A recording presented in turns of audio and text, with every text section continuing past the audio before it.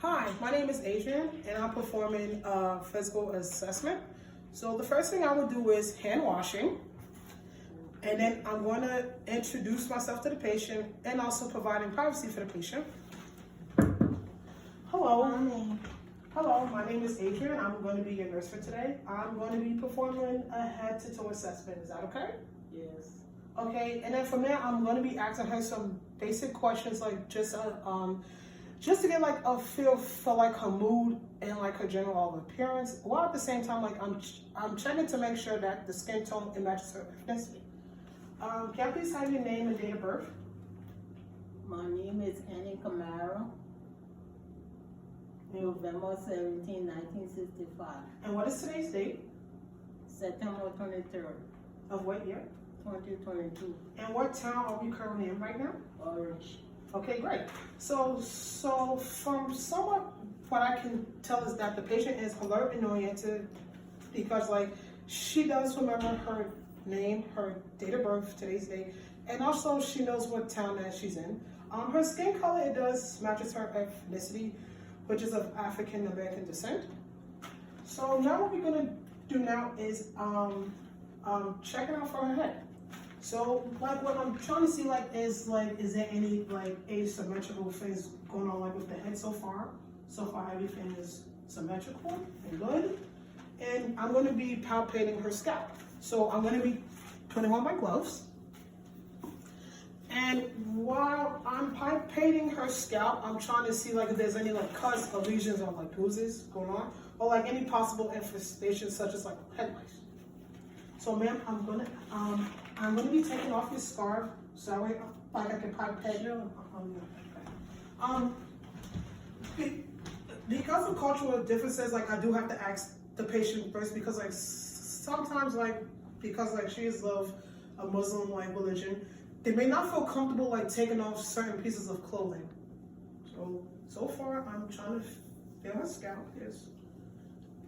There's no cuts and bruises. There's no abnormal indentation. There is like a bit of a line here. However, like she did have like a brain procedure done like a couple of years ago, but like so far that's fine. So like after like I pipette her scalp, I have to take off my gloves and perform hand washing again.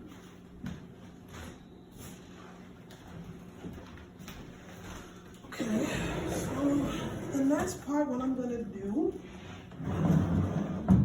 I'm gonna be doing a cover-uncover test to make sure that like her eyes are not having like any extraocular movement. So like I'm gonna cover your cover up like on your eyes, please. Okay, keep his eye open. Okay, can you do the same thing to the opposite end? Okay, keep your eyes open. Okay, good. So far there's no extraocular movement happening because like sometimes the patient like may have like strongest or like some type of eye strain happening. So that's why like you try to do to check for that.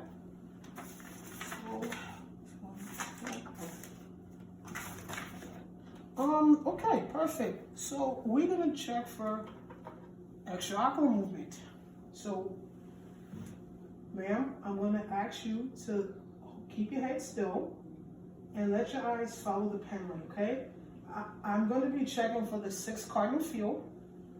So, 1, 2, 3, 4, 5, and 6. So what I'm checking is for cranial nerves 3, 4, and 6, which is extraocular movement. And so far she was able to keep her eyes following the pen light as I do so. So from there, I'm going to be inspecting her like sclera, her like her iris, and make sure like there's no redness, there's no scarring or like extra colors there. So like I'm going to be like holding up her eyelid. Right. The pupil size is being turned smaller as like I touch the pen line, which is fine. That's good. Okay, I'm going to be also and I'm also trying to check for purling. Purling means pupil equal, round, reactive, and accommodating to light. Okay, keep your eyes on the pen light as I'm moving it, and her eye and her iris and her pupils are dilating at the same, because normally it starts, in her case, as like a 3 millimeters, but like as I like touch the pen light, it both turning into 2, which is good. So I mean, her purple is good. So what I'm going to be checking for is her cranial nerve number 5, which is facial movement. So, like, can you like raise your eyebrows, please? Can you smile? Can you frown? Can you puff up your lips? Good. So there's no damage to her cranial nerve number 5. Because like sometimes if a patient has like Bell's palsy, most likely it'd be like some side droopage on like one side more than the other, and she would not be able to actually perform all the gestures that like I asked her. So from there, I'm gonna be checking after palpate the mastoid. Okay, like can you try to chew for me? I'm checking to see like if there's any like grading or like clicking. There's no grading or clicking happening, which is good. And I'm gonna be checking in the back of your eye to make sure there's no cotton body shot. So I got my handy dandy otoscope.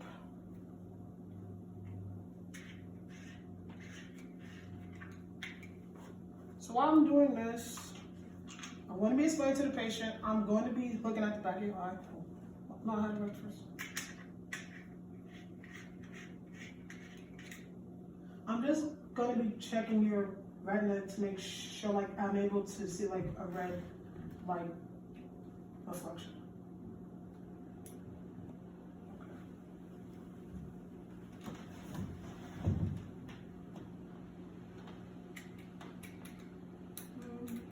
Good.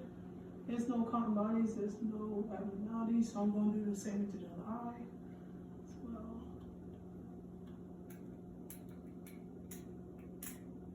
So far, everything's good. Okay.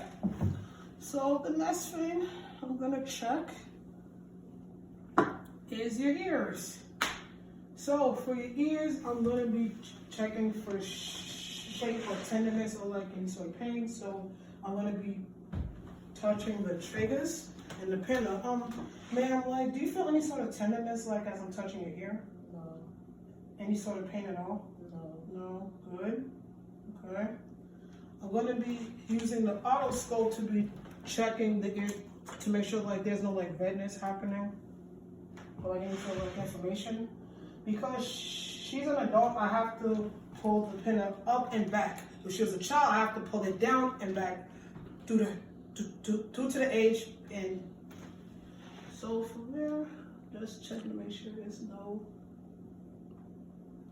weirdness. Okay, it's great opaque, there's nothing wrong here, that's good. I would do the same thing to the other side. And what we're going to be checking for is her hearing acuity, which consists of 3 tests: the whiner, the Weber, and the whisper test. Now, like, we have our lovely tuning fork here. So the first thing we're going to be checking is for air conduction, which is the whiner test. So I'm going to be checking for air conduction. So I'm lightly going to stroke my tuning fork. Ma'am, like, do you hear more Yes. A or more B? A. Okay, and I'm trying to do the same thing to the other ear. Okay, like, do you hear more A or B? A. Okay, so her whining test is normal, which proves that her air conduction is still good in both ears. Now I'm going to be performing the Weber test, which I'm still going to stroke the tuning fork, and I'm going to be putting the tuning fork here to make sure like she's able to hear the same sides on both ears. Are you able to hear the tuning fork on like both sides the same, or like one is louder than the other? It's the same? Yes. Okay, so it's the same on like both sides. So that means like she is able to hear it equally, which is good. And the last test is the whisper test. So I'm going to be covering up one of your ears, and then like I'm going to be saying like a few words in like a whisper voice to see if she's able to hear in soft tones.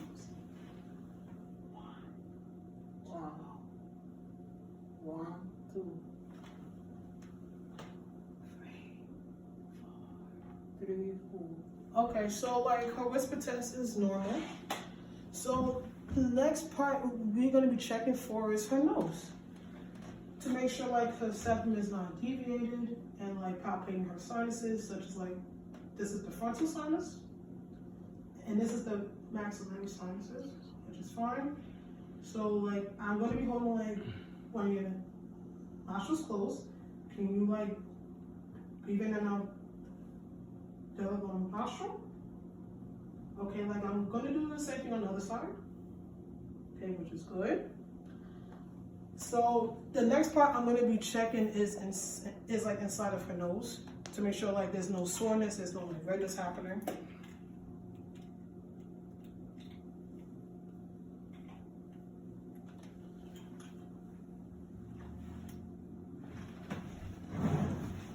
And it shouldn't take too long. Okay, there's no redness, there's no abnormalities happening here. The same thing for the other side too. Okay, good.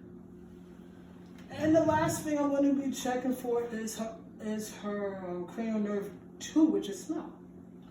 And when you're doing the smell test, you should always use something pleasant and not offensive because like you're not trying to make the person feel sick or nauseous.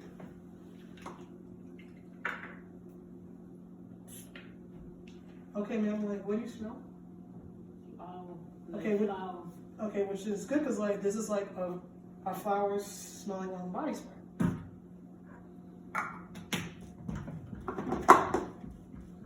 So the next part we're gonna be checking is the mouth. So the first part of the mouth is like I'm checking her lips to make sure like there's no cuts or crack or dryness. And if not, I'm gonna be putting on like my handy dandy gloves.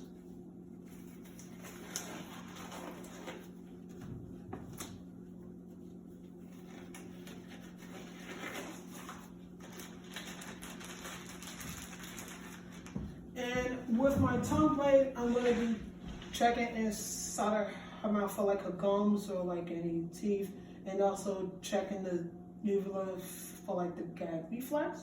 And also I'm gonna be checking for like the strength of her tongue. Okay, ma'am, like, can you please open up for me? Thank you. Okay, there's no cuts inside your gums. You are missing some teeth, but that's okay. One is fine. Okay, need you to put.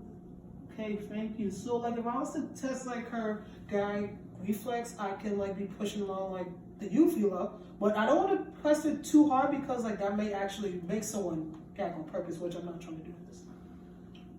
Okay, can you go back with me? Okay, like if I go like that, I'm trying to see like if I'm checking like her tonsils. It's good. And I have to check underneath the tongue too. Okay, there's nothing here, and the tongue's not dry, it's wet and good. Okay. And from there, after I check her mouth, I would check for her sense of taste.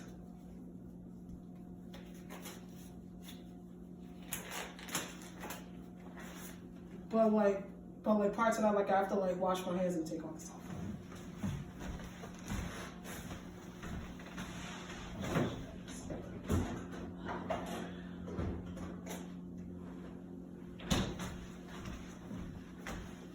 So she doesn't know what like I'm getting for her to try and taste.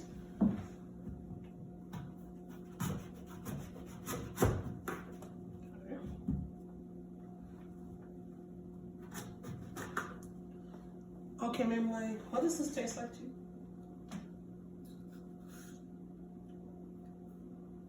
Apple. Okay, great. So like I just tested her cranial nerve of taste, which is good. So the next part I'm going to be checking for is her neck. So I'm going to be palpating for lymph nodes to make sure, because usually like the lymph nodes, I should not be able to palpate them at all. If I am able to palpate them, then that means like something's wrong. So far I'm not feeling any lymph nodes, which is good. And I'm going to be trying from posteriorly as well, which is like I have to be in this position. But make sure that you don't palpate them too hard because here is where the carotid arteries are. And holding them both at the same time could possibly strangle the patient, which is a big no-no. Okay.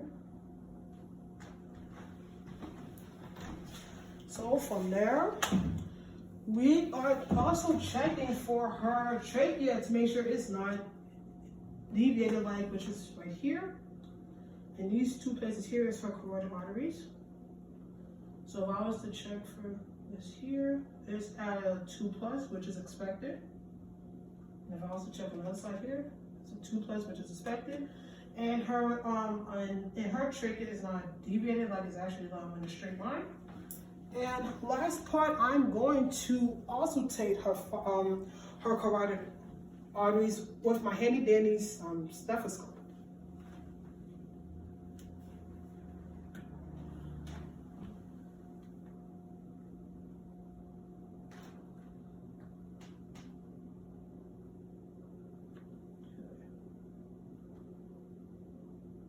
Very good.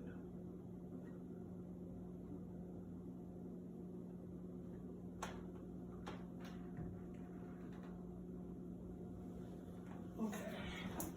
The next area I'm going to be checking is her chest, and I'm going to ask my patient to stand up for a minute, please. Okay, so while I'm inspecting her chest, I'm making sure like she doesn't have like a barrel chest, because like sometimes people like who have like COPD, they may have that. So like as I'm inspecting her chest, I'm making sure there's no abnormalities happening. So I'm going to be percusping her chest, and I'm going to start as from the back, because like my patient is, I'm standing up right now. So what I'm going to do is this,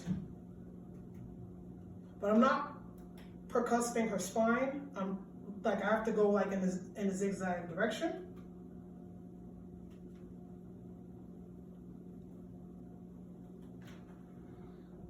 And I'll do the same thing anteriorly as well, which I'll start from the clavicle, which is right here.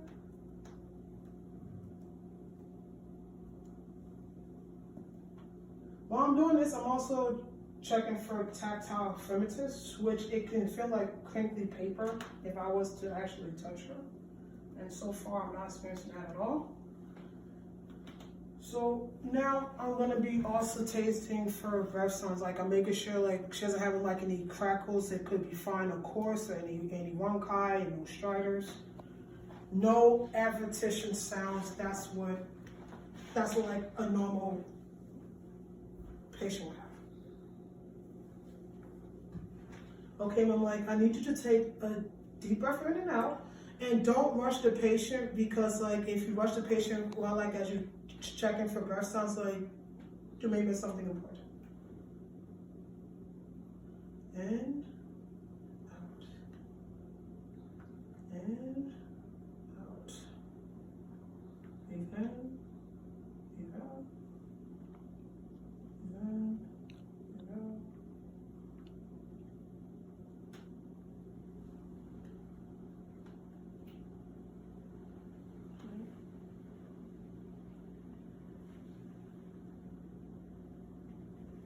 I'm gonna do the same thing anteriorly. I'm sorry, the clavicle, like breathe in and out.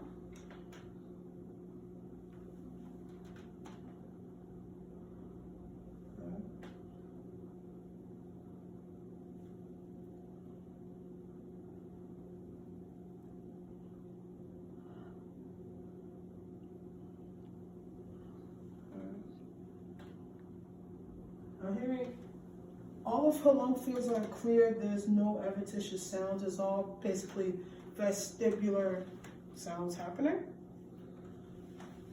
So the last, but never the least, is our lovely heart. So, and our circulation. So the first, I'm like, you can sit back down. So the first, so this little trick helped me remember all 5 heart valves. All patients eat takeout meals, which stands for aortic, pulmonary, pulmonary, and tricuspid and mitral. Sorry. So the aortic valve can be best heard at the second intercostal space, left border. So what I do is I go here, 1, 2, here, and I'm going to be trying to hear for the S1, S2 with the diaphragm part of my stethoscope.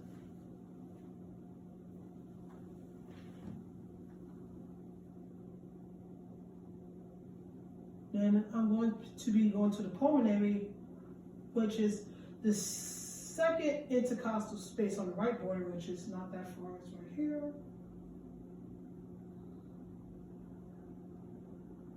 Boom, boom, boom. 1, 2, 1, 2, which is good. Then the next point is Ebb's point, which is the third intercostal space in the middle of the sternum, which will be here. Then the fourth spot is the fourth intercostal space at the right. No, I'm sorry. The pulmonary is the fourth intercostal space at the left lower sternal border, which will be here in your case. Perfect. And the mitral, which is the last fifth valve, is the fifth intercostal space mid clavicle line, which in your case should be here. Very good. So from there, if I wanted to check for heart murmurs, like I would check the same 5 locations, but this time I have to use the bell. And a normal person, I shouldn't be hearing for any murmurs, but like if you did have a heart murmur, then like I would be hearing it. So I'm gonna be checking for heart murmurs, okay? Okay,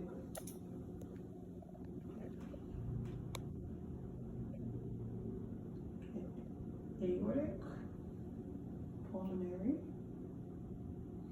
Ebb's point, tricuspid, and mitral. Very good.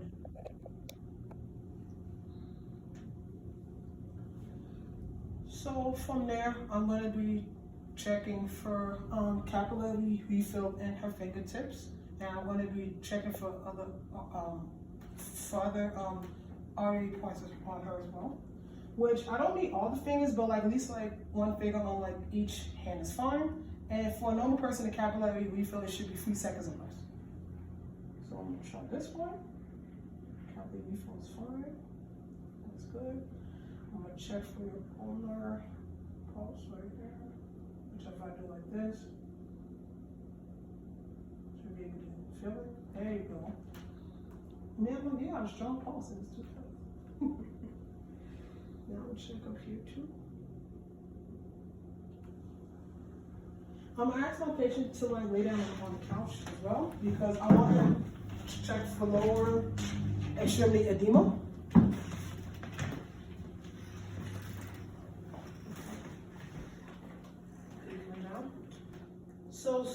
So far I'm checking her lower extremities for like any sort of edema, and so far I don't see any edema as well. So like I'm checking the I'm checking the dorsal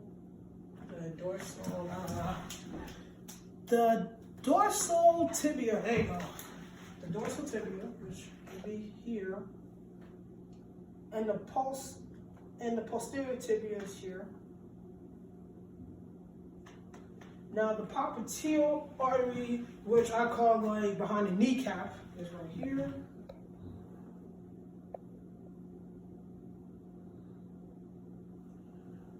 Which is good. So if I was to check for her aortic, I will ask the patient to like lift up her gown.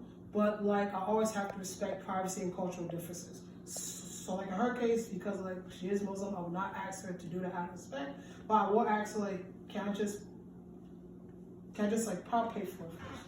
So ma'am, I'm gonna palpate your stomach for an aortic valve. Is that okay? Okay. So like that would be in her case here, which I should not be able to palpate. If you are able to feel for it, then you need to go to your nearest emergency room. But like I am gonna try to listen for, okay? Okay.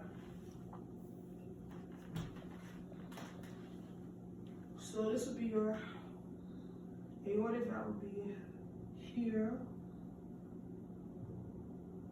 The iliac would be around like here.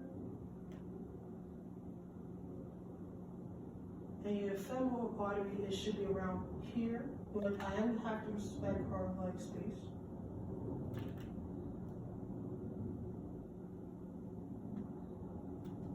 Okay.